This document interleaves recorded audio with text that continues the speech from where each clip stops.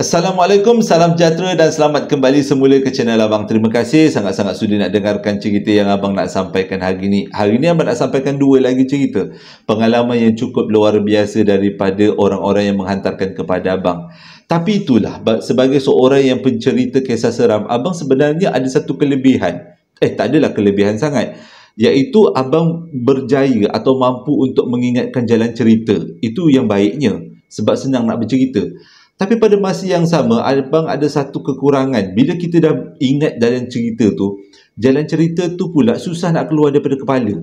Jadi bila Abang bercerita kisah yang terlalu seram, kadang-kadang mengambil masa 2-3 hari untuk Abang lupakan. Teringat waktu mandi, teringat waktu makan, waktu sorang-sorang dekat rumah. Benda tu akan berlega-lega dalam kepala. Dan itulah benda yang menyebabkan Abang rasa kadang-kadang Abang agak terganggu. Tapi nak buat macam mana, Abang rasa itu adalah satu cabaran. Kita tak boleh takut sangat dengan alam sebelah. Kita yang perlu takut pada Allah Ta'ala. Dan kalau Abang terlalu takut, Abang akan selawat Nabi. Abang akan cubalah buat sesuatu zikir supaya menguatkan dalaman. Begitu juga dengan cerita yang Abang dapatkan hari ini, yang menyebabkan Abang rasa takut bila duduk dekat dalam lift. Nanti Abang ceritakan. Itu cerita yang pertama. Jadi sebelum kita mulakan cerita, marilah kita sama-sama berdoa kepada Allah Ta'ala. Semoga Allah panjangkan umur, murahkan rezeki, berikan kesihatan yang baik untuk kita semua dan permudahkan segala urusan kita dunia dan akhirat. Dan semoga Allah memberikan syurga buat mak ayah kita. Amin ya rabbal alamin. Jadi tanpa berlengah lagi, Abang akan mulakan cerita kali ini dengan A'udzubillahi minasyaitanirrajim. Bismillahirrahmanirrahim. Cerita dia memang seram.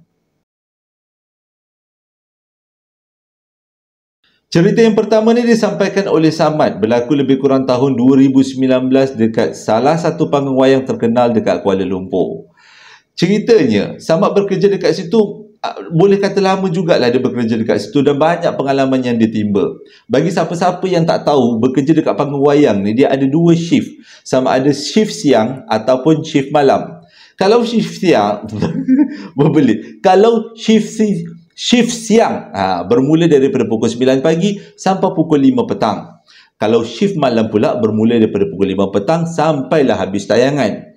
Tapi kebanyakan wayang-wayang dekat KL ni, termasuk wayang tempat Samad bekerja ni, tayangan terakhir, tak kisahlah hujung minggu ke tengah minggu ke, dia punya tayangan terakhir adalah berakhir pada pukul 2 pagi. Tapi tak boleh terus-terus balik. Walaupun pengunjung semua dah keluar daripada panggung wayang perlu dibersihkan. Tiket perlu dikira, duit perlu dikira. Jadi, kebanyakan pekerja akan balik lebih kurang pukul 3 pagi.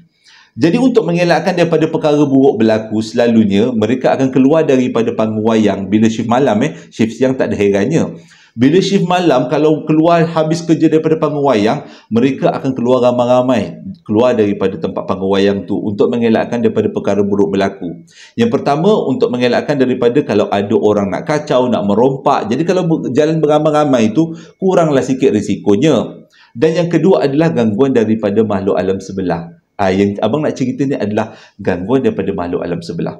Pada satu hari itu, Samad bekerja dalam shift petang. Adalah lebih kurang 10 orang yang bekerja dalam shift petang. Termasuk penjaga tiket, penjaga popcorn dan juga tukang-tukang kemas. Jadi nak jadi cerita, tayangan yang pada hari itu berakhir pada pukul 2 pagi. Jadi dengan kata lain, lepas pukul 2 pagi, dia perlu kemas-kemaskan kawasan-kawasan sekitar panggung wayang, barulah dia boleh balik. Tiba-tiba, waktu lebih kurang pukul 12.30 malam tu, Mimi, salah seorang daripada kawan dia, datang jumpa Samad. Dia cakap macam ni, "Mat," kata, "aku lupalah, aku kerja petang waktu ni, aku terletak kereta aku dekat tingkat yang paling bawah sekali. Bawah tanah, bukan bawah tanah, bawah lagi tanah. Yang paling dasar lagi parkingnya. Jadi boleh tak balik nanti kau temankan aku untuk pergi ke kawasan parking ambil kereta aku. Sebab kau kan datang naik motor. Motor kan letak dekat atas." Dan tu bila Samad dengan macam tu, dia memang tak menolak. Dia tak menolak arahan, bukan arahan lah, permintaan daripada Mimi. Sebab dia tahu untuk pergi ke tingkat paling bawah, very dalam punya, pergi seorang-seorang bukan satu benda yang baik. Pertama, takut ada yang mengacau, ada yang merompak. Yang kedua, parking yang paling dalam tu memang misteri pada waktu malam. Jadi Samad kata dengan Mimi, jangan risau. Dia akan teman Mimi bila dah habis tayangan dan kemas-kemas wayang nanti. Jadi Mimi cakap macam ni, Nanti bila dah habis tayangan, dah habis kemas-kemas, aku akan pergi ke bilik loker. Lepas tu kita jumpa dekat kawasan pantry, kawasan tempat kita rehat. Nanti daripada situ kau akan teman aku pergi ke kawasan kereta aku. Nanti aku akan bawa kau naik atas lah, naik kereta sama-sama, naik ke tempat parking motor. Nanti aku akan letakkan kau dekat tempat parking motor. Jadi bila kata macam tu, Samad pun okey lah, tak ada masalah lah, semata-mata nak teman kawan. Ini semangat kawan, setia kawan. Jadi kalau kawan dalam kesusahan, kita kena tolong semampunya, seadanya. Jadi bila dah habis-habis tayangan tu lebih kurang pukul 2 pagi, Samad pun pergilah ambil barang-barang dia dekat loker. Lepas tu tunggulah dekat kawasan pantry. Sebab janjinya dia orang nak jumpa kat kawasan pantry. Tunggu. Tapi si Mimi tak muncul-muncul. Waktu tu perasaan dah gundah gulana. Sebab Samad kata, seorang kawan dia dah balik, yang dia pula duk tercegat dekat pantry tu seorang-seorang. Lepas tu lampu dah mula nak tutup. Adalah beberapa orang lagi pekerja yang belum balik. Yang selalunya yang belum balik, yang last-last tu adalah leader-leader. Yang nak tengok lampu semua dah tutup ke tidak, nak tengok keadaan wayang macam mana, okey ke tidak. Jadi tunggu, Mimi tak muncul-muncul. Jadi perasaan dah mula rasa ada yang tak kena ni, memang ada yang tak kena. Jadi Samad pun carilah di sekitar kawasan pantry, Mimi tak ada. Cari dekat dalam kawasan locker room pun Mimi tak ada. Cari dekat dalam tandas lelaki, memanglah Mimi tak ada tandas lelaki. Cari dekat kawasan jual beli popcorn pun tak ada juga. Takkan nak masuk dekat dalam hall, dalam kawasan wayang. Dahlah kawasan wayang tu semuanya besar-besar, gelap-gelap pula tu. Tapi takut juga kalau sebenarnya Mimi kemas-kemas dalam kawasan wayang, tiba-tiba dia jatuh pengsan ke, nak tak nak sebagai seorang kawan kena juga cari. Jadi dimulakan dengan hall yang pertama, hall yang paling besar. Buka aja pintu hall tu, satu wayang tu gelap. Jadi dia pun dengan lampu picit tu cari Mimi. Kalau abang memang taklah, tunggu daripada pintu abang cari Mimi. Kalau ada Mimi menyaut, okey abang pergi. Kalau tak ada Mimi menyaut, memang sadaqallahul azim lah abang tinggalkan dia. Tapi si Samad ni tak, dia pergi cari dari satu hall. Cari, walaupun dia kata keadaan dalam hall tu betul-betul menyeramkan. Nak pula waktu tu hall yang pertama tu baru lepas tayangan cerita seram, memang ada dia punya perasaan aura-aura seram tu masih ada lagi. Tetap juga dia cari Mimi dekat dalam hall yang pertama, tak jumpa. Pergi berpindah ke hall yang kedua, tak jumpa. Sampai hall yang ke-11, ada 2, 3, 20 hall lah dekat wayang tu, pun tak jumpa. Manalah Mimi ni pergi. Merayaulah dia ke setiap sudut wayang. Wayang tu pula memang besar. Cari-cari, tak jumpa. Tiba-tiba ternampak dengan seorang pekerja pembersihan, orang-orang yang menyapu tu kan. Dia tanya, dia kata, kau nampak Mimi tak? Dia kata, tak nampak. Lepas tu dia kata, mungkin Mimi dah balik kot. Tapi bila dengar kawan dia cakap macam tu, mungkin Mimi dah balik, Samad, tak ya juga. Kenapalah aku tak telefon dia? Jadi Samad pun keluarkan telefon dia, teruslah telefon Mimi. Mi, kau ni kat mana ni? Aku tunggu kau dekat pantry, kau main lama lagi. Lepas tu aku cari kau satu hall ke satu hall, kau tak jumpa juga. Kau kat mana ni? Waktu tu jam menunjukkan pukul 3 pagi. Orang semua dah balik, semua dah senyap. Samad tinggal seorang-seorang dekat kawasan wayang, dekat kawasan luar wayang lah, bukan dekat dalam hall, luar wayang. Jadi Mimi cakap, aku dah baring dah kat rumah, dah balik dah lama. Engkau kan yang temankan aku tadi sampai ke ruangan kereta, kau tak ingat? Waktu tu Samad terus terdiam, mati. Dia cakap, ini dah kenapa ni? Ada satu yang tak kena, ada benda yang tak jelas. Jadi Samad kata, okey. Kalau macam tu, boleh tak? Dia kata, kejap lagi aku call kau. Aku nak tahu cerita sebenar. Jadi Mimi kata, okeylah, tapi cepat sikit call. Sebab aku dah nak tidur, dia kata. Jadi, Samad letakkan call. Dia berlari pergi ke motor dia dulu. Tak nak dia tunggu dekat depan wayang. Sebab dia tahu yang teman si Mimi bukan dia. Jadi, dia pun pergi dekat motor. Sampai dekat motor, dah duduk elok-elok. Dia call Mimi. Mi, kata, engkau biar betul aku temankan kau. Kau tahu tak, aku tunggu dekat pantry, kau main lama lagi kau tak ada. Lepas tu, kalau kau temankan aku, engkau temankan aku sampai dekat kereta. Jadi Samad kata, kau ceritakan kat aku sebenarnya apa yang berlaku. Lepas tu Mimi kata, kau jangan main-main. Engkau teman aku tadi, kau jangan buat aku seram. Ambillah aku cerita. Macam ni, bila aku dah keluar daripada locker room, aku nak menuju ke pantry, yang memang kita cadang-cadang nak tunggu dekat pantry. Lepas tu aku nampak engkau engkau bukan dekat pantry, tapi kau ada dekat tepi lift. Jadi aku pun tengok engkau dah ada kat tepi lift, aku pun teruslah tekan pintu lift tu, masuklah kat dalam lift. Lepas tu engkau pun ikut masuk dekat dalam lift, tapi kau senyap aja. Lepas tu aku tanyalah dengan kau kenapa kau senyap? Kau kena marah dengan bos ke apa? Duit kau hilang ke? Motor kau kena curi ke apa? Kenapa kau senyap macam tu?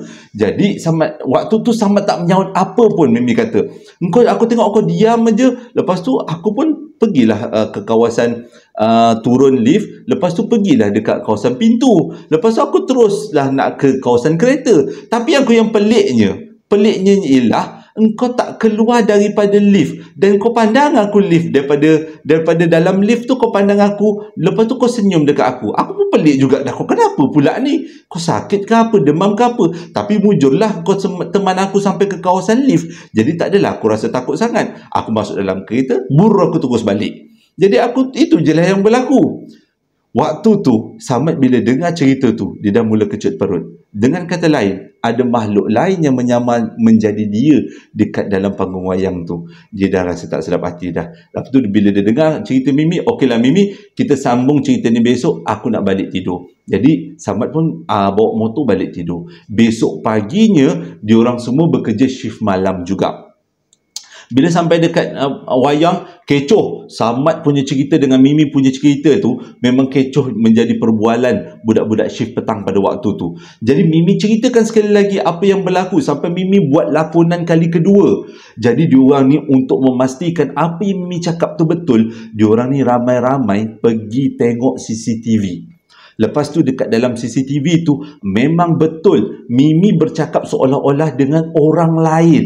Padahal Mimi bercakap sorang-sorang pada waktu tu. Dan ada satu adegan yang paling menakutkan ialah dalam salah satu kawasan untuk keluar daripada panggung wayang, perlu keluar daripada satu pintu kecemasan. Sebab itu adalah laluan para pekerja.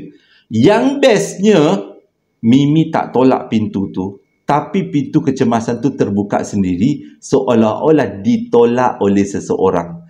Mengikut kata Mimi, yang tolak tu adalah Samad. Padahal Samad kata dia memang tak ada kat situ. Dan Mimi waktu dekat dalam lift, Mimi memang nampak daripada CCTV panggil Samad untuk keluar daripada dalam lift. Bila sampai dekat tingkat bawah tu lah, dia panggil dalam CCTV tu lah, mehlah keluar. Tapi seolah-olah macam ada orang dekat dalam lift tu yang tak keluar daripada lift tu. Keadaan jadi kecoh bila semua orang tahu tentang cerita ni dan tengok CCTV ni. Jadi siapa-siapa yang ada dalam cerita kejadian ni, nanti komen-komen kat bawah. Bang, sayalah Samad. Sayalah salah seorang penonton CCTV tu. Jadi adalah bukti sikit kan. Jadi bila semua orang dah bercerita, dah memang ada sesuatu yang menyamar jadi Samad jadi kecut perut. Tapi itu bukan tahap kecut perut yang abang maksudkan. Yang abang maksudkan adalah cerita selepas ini. Selepas habis shift petang tu, lebih kurang pukul 2 pagi, barulah semua pekerja-pekerja balik ke tempat masing-masing. Samad memang tak lepaskan peluang untuk balik awal. Dia tak nak balik lewat sebabnya dia dah rasa tak sedap hati ada orang menyamar jadi dia. Jadi dia pun terpaksalah turun melalui lift juga. Sebab itu jelas jalan keluar untuk pergi ke tempat motor. Waktu dekat dalam lift tu ada cermin.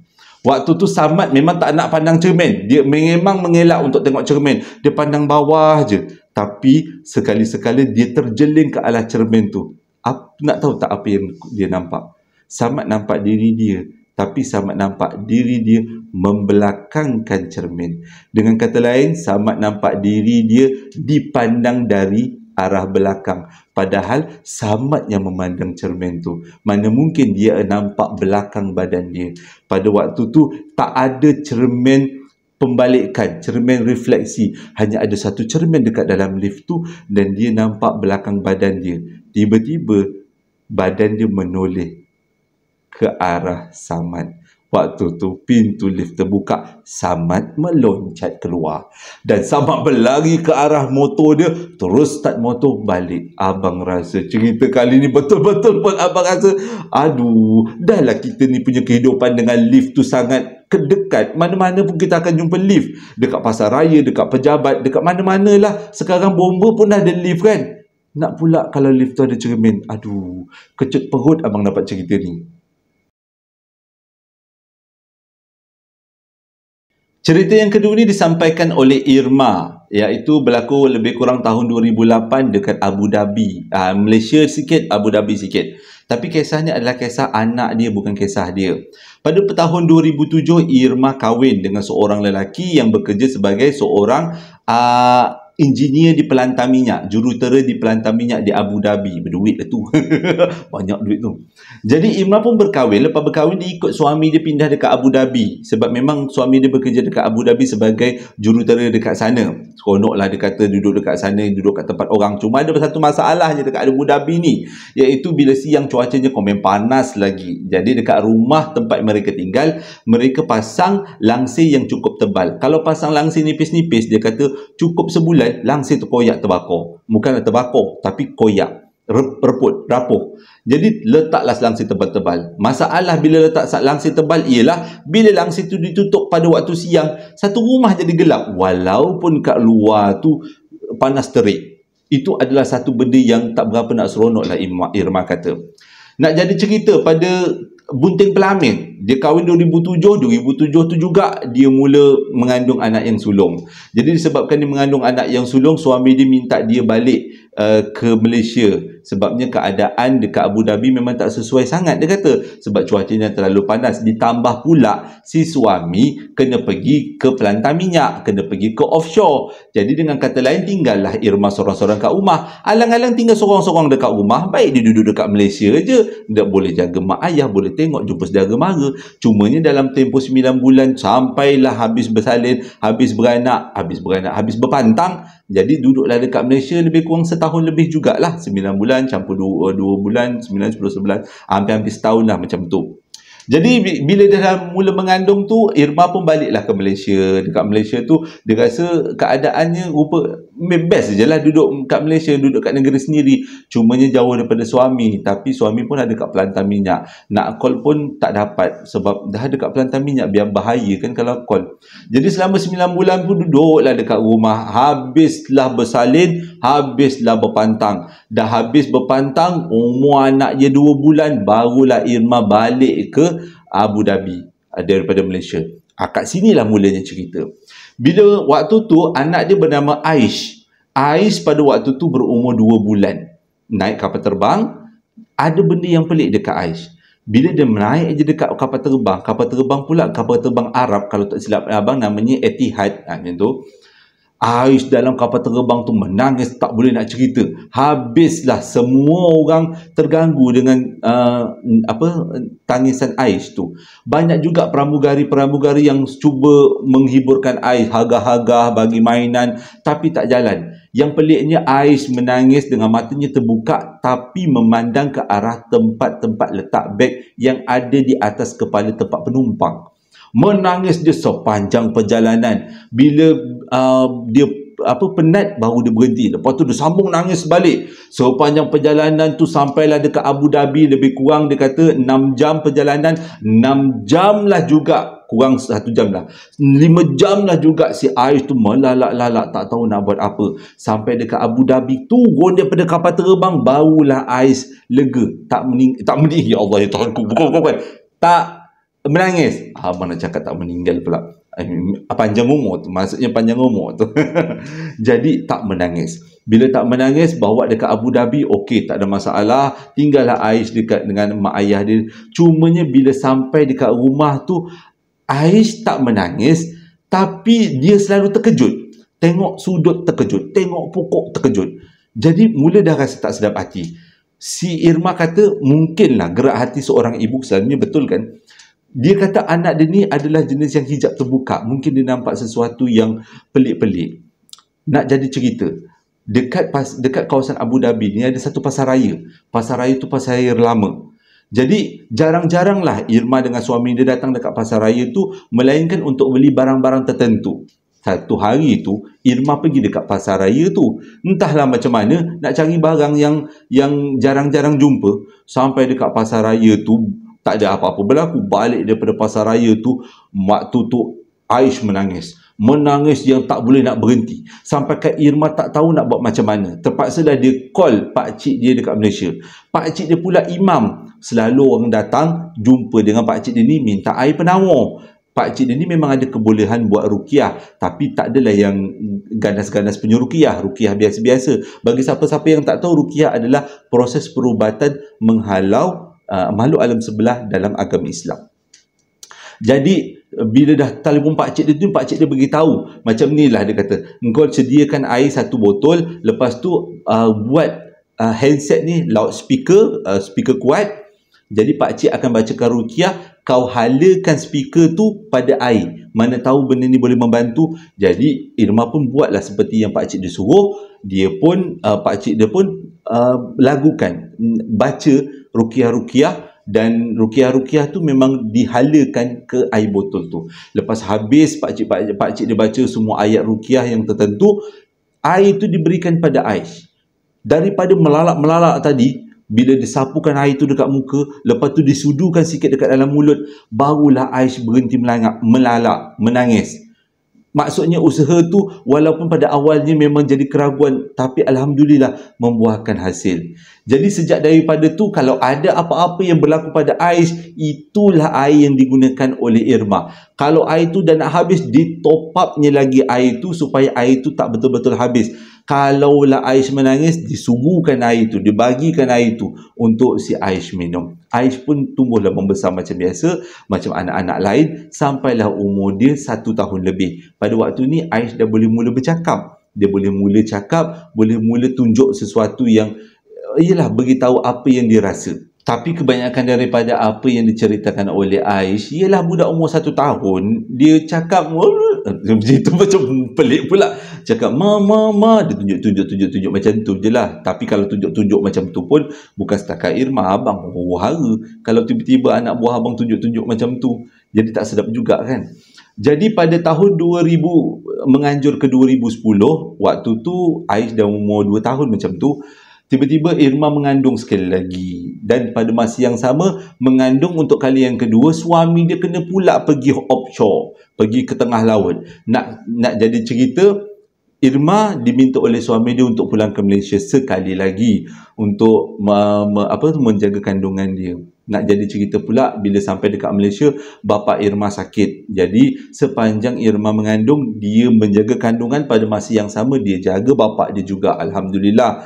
Dan akhirnya bapa dia meninggal dunia. Pada waktu tu kandungan dia dah cukup besar, dia pun dah nak bersalin. Lepas tu Aish pula waktu tu dah 2 tahun, dah boleh bercakap, dah boleh berborak, dah nak jadi cerita pula. Aish ni cakapnya lancar sangat cakapnya. Jadi selepas bapa dia meninggal, dia pun tinggal dengan mak dia pun bersalin, dan pun berpantang dekat Malaysia. Satu hari pada waktu tu, Aish duduk dekat ruang tamu rumah mak bapa Irma. Bapa dia dah meninggal lah, mak dia aja dekat ruang tamu. Waktu tu malam, pukul 9-10 malam. Tiba-tiba Aish pandang ke sliding door. Dia melambai ke arah sliding door. Jadi bila macam tu, si Irma tanyalah, Aish lambai siapa? Oh, lambai Tok Ayah. Tok Ayah ada dekat luar rumah. Dia lambai pada Aish balik. Waktu tu Irma kata berderau juga darah dia. Terus dia tanya, Tok Ayah datang macam mana? Oh, Tok Ayah datang pakai serban dengan jubah, macam yang Tok Ayah selalu pakai waktu pergi semayang. Lancar Aish cakap. Alhamdulillah jugalah Irma kata, sebab yang muncul tu dalam keadaan yang bukan, dalam keadaan yang baik kan. Jadi Irma cakap, jomlah kita selawat Nabi, hadiahkan kepada Tok Ayah. Jadi waktu tu bukan Irma je yang dengar, mak Irma pun dengar apa yang dikatakan oleh Aish. Masih lagi berada dekat Malaysia, pada waktu tu Aish dah besar jugalah, dah 2 tahun lebih, dan baby pun dah masuk 2 bulan. Jadi dah sampai masanya untuk Irma dan Aish dan anak barunya balik ke Abu Dhabi jumpa dengan encik suami. Pada waktu tu Irma tengah buka laptop untuk cari tiket, untuk cari apa-apa yang perlu dibeli sebelum balik ke Abu Dhabi. Pada waktu tu Aish tiba-tiba nak minum susu. Irma pun pergilah, tinggalkan laptop, dia pergilah ke dapur untuk buat susu. Masa yang sama, emak dia, nenek kepada Aish, emak kepada Irma duduk dekat ruang tamu berdekatan dengan laptop tu. Tiba-tiba Aish menjerit-jerit lari daripada ruang tamu, pergi ke jumpa mak dia dekat dapur. Lepas tu mak dia tanyalah kenapa Ais tiba-tiba menjerit. Ais boleh cakap macam ni, "Mama, Ais nampak dekat komputer Mama ada keluar kepala." Waktu tu, kalau abang memang kecut perut dah macam tu. Sebab tahu kan anak kita jenis yang nampak-nampak kan. Jadi Irma pada waktu tu tengah bancuh susu, meremang satu badan, tak tahu macam mana nak cakap, seramnya lain macam. Jadi Irma pun pergilah dekat depan laptop, dia tengok apa benda yang berlaku dekat laptop tu. Laptop tu tak ada apa-apa pun, cuma walaupun Irma duduk dekat depan laptop pada waktu tu, Ais tak nak dekat dengan Irma. Ais cakap dekat laptop tu, dekat komputer Mama, ada kepala nak keluar. Memang dia mungkin nampak lah. Kita tak nampak apa yang dia nampak. Jadi cepat-cepat Irma tutup laptop tu, tutup komputer tu untuk mengelakkan Ais jadi lebih takut lagi. Jadi Irma tanyalah macam mana bentuk muka tu. Dia kata muka tu macam muka orang terbakar. Dia sebenarnya daripada laptop tu, daripada komputer Mama tu, dia ada dekat dalam tu. Dan dia keluar waktu Mama buka laptop. Macam itu adalah pintu dia kot agaknya. Jadi bila dah macam tu, kecut pula Irma setiap kali nak buka laptop.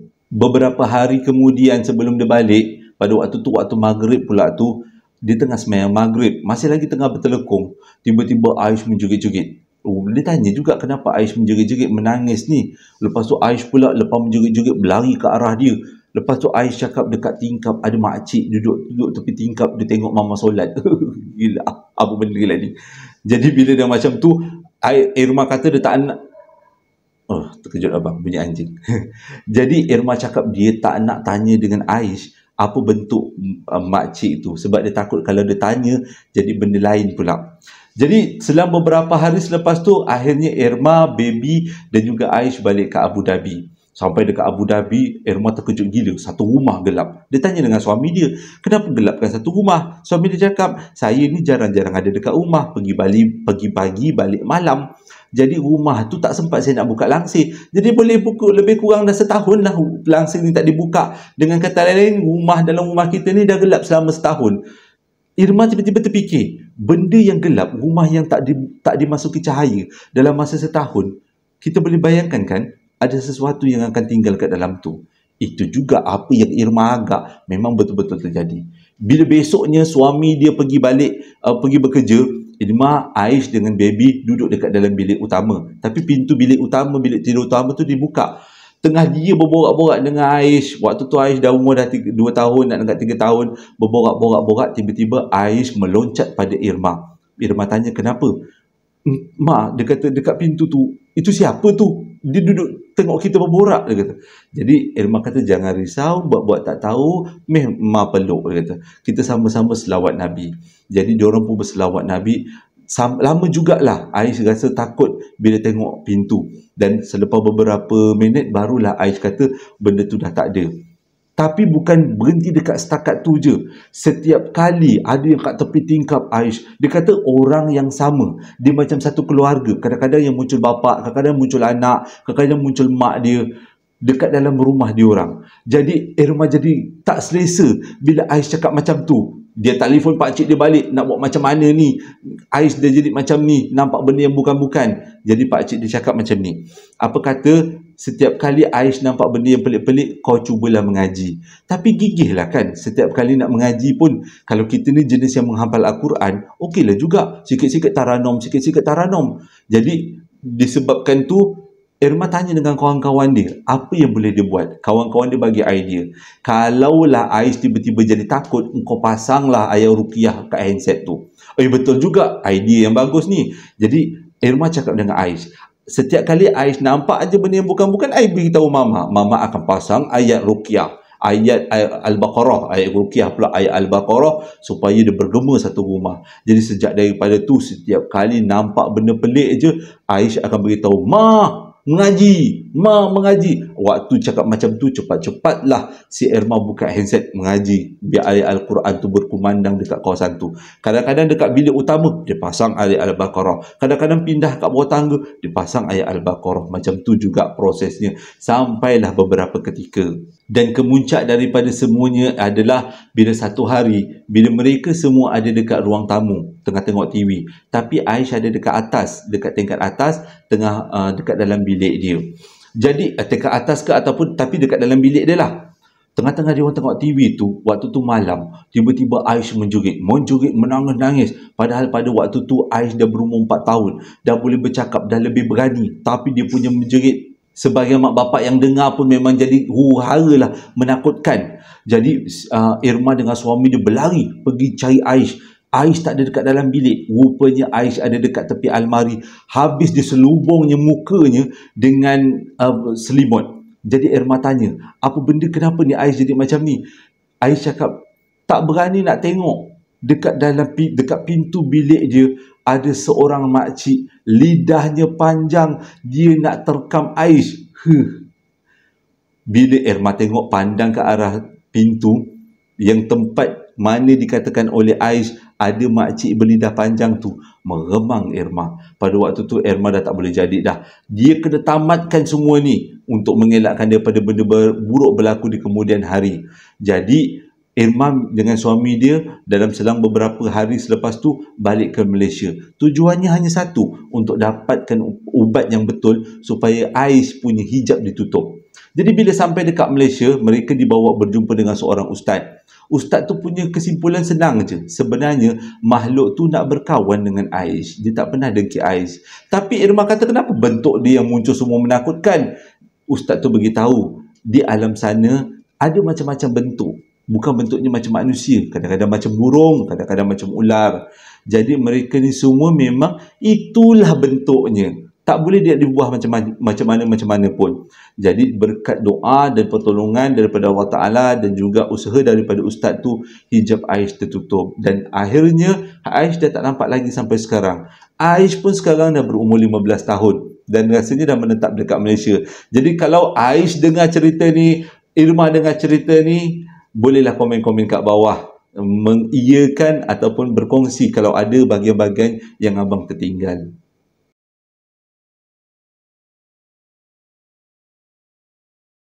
Terima kasih sangat-sangat sudi dengarkan cerita yang abang sampaikan hari ini. Moga-moga menjadi iktibar dan hiburan. Untuk yang pertama, abang ucapkan selamat menyambut happy anniversary. Selamat menyambut ulang tahun perkahwinan buat Jazlan dan Zaimilia. Ulang tahun perkahwinan ni adalah ulang tahun perkahwinan kalau tak silap abang yang ketiga, yang tahun ketiga, iaitu pada 29 hari bulan 6 hari tu. Dan ini adalah ucapan yang disampaikan oleh Jazlan buat isterinya, katanya nak buat surprise happy anniversary. Semoga kalian berdua diberikan perkahwinan yang bahagia hingga ke syurga dan diberikan rezeki yang melimpah ruah. Ucapan seterusnya adalah ucapan selamat hari jadi buat Puan Nurlizah Abdul Kadir. Sempena hari jadi ni yang jatuh pada 8 hari bulan 7. Dan ini adalah ucapan daripada pesanan daripada anaknya. Dia kata, kakak ni selalu tengok abang bercerita, jadi dia nak buat surprise. Jadi saya ucapkan selamat hari jadi buat Puan. Semoga dipanjangkan umur, dimurahkan rezeki, diberikan kesihatan yang baik dan dipermudahkan segala urusan dunia dan di akhirat, dan diberilah kerahmatan dunia dan di akhirat. Amin ya rabbal alamin. Dan ucapan yang ketiga adalah ucapan selamat hari jadi daripada makcik ayah. Ini sebenarnya bukan makcik lah, pangkat umur lebih kurang abang je. Cuma dia bahasakan dirinya makcik sebab dia nak sampaikan ucapan hari jadi ini buat dua orang anak buah dia yang bernama Hafiz dan juga Ayah, yang mana hari jadinya jatuh pada 3 hari bulan 7 dan 13 hari bulan 7.